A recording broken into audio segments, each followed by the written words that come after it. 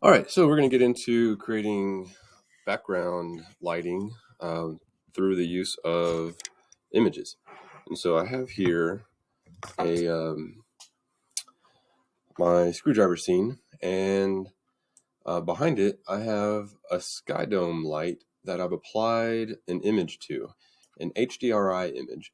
And so if I zoom back, you'll see that this is a complete wraparound image, which is great. This is awesome thing to use if you want basically like instant lighting for a very specific type of scene.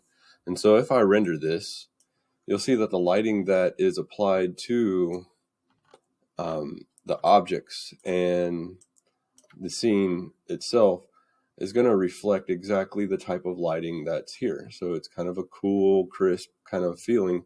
The blue sky is reflected onto um, the object or the table down below, so it even has like tints of blue on it. You can see the reflections of the background through the screwdrivers, which is kind of nice. And so this is one way to get a really nice lighting through the use of an image that's in the back. So looking at it from different views, you get different kind of reflections and different types of lighting through there. So you can really customize the scene and kind of set the tone as far as the color goes in the lighting just by doing this. And then you can supplement extra lighting to highlight certain things as well. So this is one thing that we're going to try out is just applying a sky dome light and finding an image to apply to that sky dome light. So I'm going to close this down.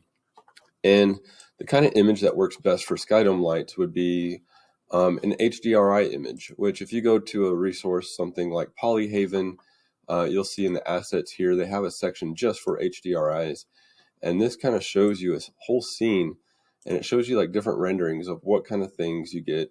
You have a glass ball, a matte sphere, a chrome ball, and kind of a reflective, glossy type of a sphere as well. And so you can see what it has, what kind of effects it has on shadows and materials in that scene. So it's kind of nice. And then it also shows you here's what the complete image looks like.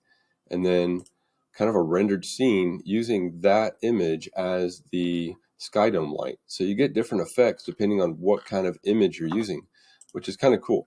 And so if you go down here and I find something that has kind of like a nighttime scene, it shows you the same kind of things, same image, and then that same kind of scene looks like, but with a different kind of HDRI set on that sky dome light.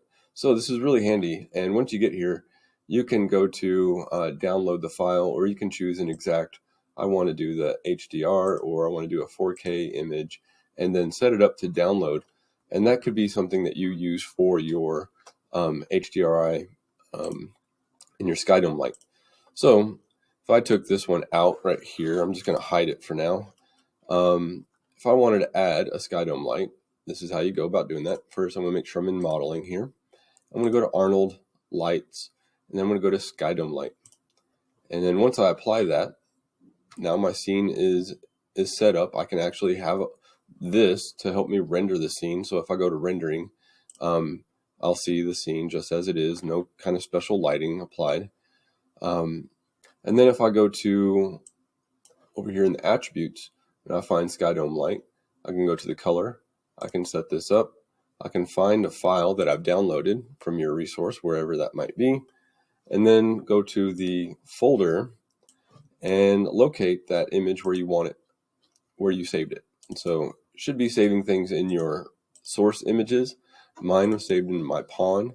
And so I'm going to go to my pawn source images. I'm going to find that HDR map that was downloaded.